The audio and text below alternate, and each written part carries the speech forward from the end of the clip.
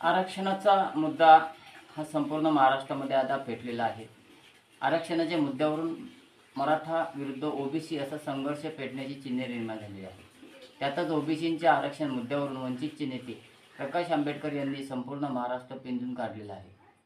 संपूर्ण आरक्षण बचाव यात्रेच्या निमित्ताने त्यांनी ओबीसी समाजाला एक वटण्याचं काम या निमित्तानं केलेलं दिसून येत आहे. त्यांच्या सभेमध्ये, प्रत्येक जिल्ह्याच्या सभेमध्ये ओबीसी समाजाचे बरेचसे नेते आणि जनता प्रामुख्याने उपस्थित राहिलेले आहे.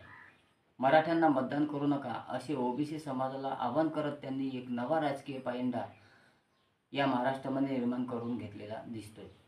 मनोज जरांगे यांचं आंदोलन बऱ्याच दिवसापासून सुरू असून त्यांच्या आंदोलनाला आत्तापर्यंत अद्यापपर्यंत यश मिळालेले नाही. विविध आंदोलनाले सरकारचं लक्ष वेधण्यासाठी त्यांनी बरीचशी मेहनत घेतलेली आहे.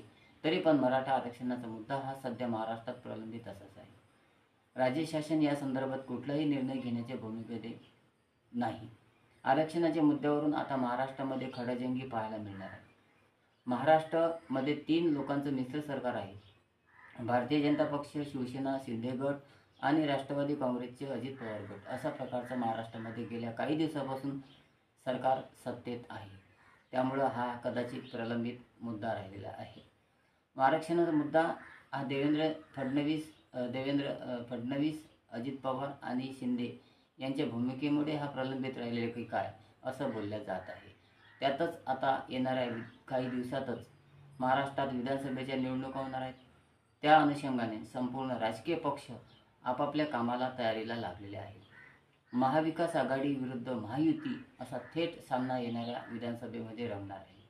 परंतु महाराष्ट्रात पेटलेल्या या आरक्षणाच्या मुद्द्यावरून वादाला पूर्णविराम मिळणार आहे का, हा प्रश्न जसाच्या तसा दिसून येणार आहे का, अशा प्रकारची चर्चा सुरू आहे. या निमित्तानं ओबीसी विरुद्ध मराठा संघर्ष असं सुद्धा विधानसभेच्या निवडणुकीमध्ये महाराष्ट्रातील जनतेला पाहायला मिळणार आहे. त्यातच मनोज जरांगे यांची भूमिका या महाराष्ट्राच्या विधानसभेच्या निवडणुकीमध्ये काय राहणार आहे याकडे सुद्धा पाहणे गरजेचे राहणार आहे. हा व्हिडिओ आपल्याला कसा वाटला? आवडल्यास लाईक करा, शेअर करा आणि नवीन असाल तर आमच्या चॅनलला सबस्क्राईब करा. पाहत रहा रिअल न्यूज नेटवर्क. धन्यवाद.